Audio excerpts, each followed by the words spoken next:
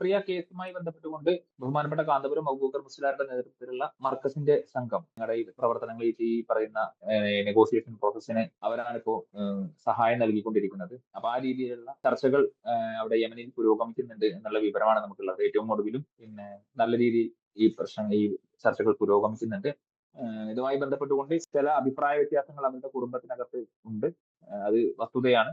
ആ അഭിപ്രായ വ്യത്യാസങ്ങളുടെ ഭാഗമായിട്ടുള്ള ചില പ്രതികരണങ്ങൾ ഉണ്ടായിട്ടുണ്ട്. പക്ഷെ അതെല്ലാം പരിഹരിച്ച് മുന്നോട്ട് പോകാൻ സാധിക്കുമെന്നുള്ള നല്ല ആത്മവിശ്വാസമാണുള്ളത്. ആ രീതിയിലുള്ള പിന്നെ അഭിപ്രായങ്ങൾ തന്നെയാണ് ചർച്ചകൾക്ക് നേതൃത്വം നൽകുന്ന വിവിധ വ്യക്തികൾ, വിവിധ സൂഫി പണ്ഡിതന്മാരൊക്കെ നമുക്ക് നൽകുന്നത്.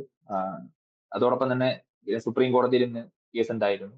ഷുപ്രിയ ആക്ഷൻ കൗൺസിൽ നൽകിയ കേസ് ഇന്ത്യൻ സുപ്രീം കോടതിയിൽ ഉണ്ടായിരുന്നു. ആ കേസ് പരിഗണിച്ച സമയത്ത് നമ്മൾ ആവശ്യപ്പെട്ടത് ഒരു ഡെലിഗേഷന് യമനിലേക്ക് പോകാൻ അനുവദിക്കണം. നിലവിൽ 2016 തൊട്ട് യമനിലേക്ക് യാത്രാ വിലക്കുണ്ട്. അപ്പോ ആ യാത്രാ വിലക്ക് കേന്ദ്ര സർക്കാർ ഇളവ് ചെയ്തു തന്നാൽ മാത്രമേ നമുക്ക് പോകാൻ സാധിക്കൂ. മറ്റു രാജ്യങ്ങളിലേക്കുള്ളത് പോലെയല്ല. നേരത്തെ അമ്മയുടെ യാത്രയ്ക്ക് വേണ്ടി ഞങ്ങൾ ഡൽഹി ഹൈക്കോടതിയെ സമീപിച്ച് ഡൽഹി ഹൈക്കോടതിയുടെ അനുമതിയോട് കൂടിയാണ് പോയത്. ഇന്ന് സുപ്രീം കോടതിയിൽ കേസ് വന്നപ്പോൾ കേന്ദ്ര സർക്കാരിന് വേണ്ടി ഹാജരായ അറ്റോർണി ജനറൽ ആവശ്യപ്പെട്ടത് 3 ആഴ്ച കേസ് മാറ്റിവെക്കണം. നലവിൽ നിമിഷയുടെ വധശിക്ഷ സ്റ്റേ ചെയ്തിട്ടുണ്ട് എന്ന് പറഞ്ഞു. അതുമായി ബന്ധപ്പെട്ട് ഞങ്ങൾക്ക് പോകാൻ ഒരു അവസരം ഉണ്ടാക്കണം.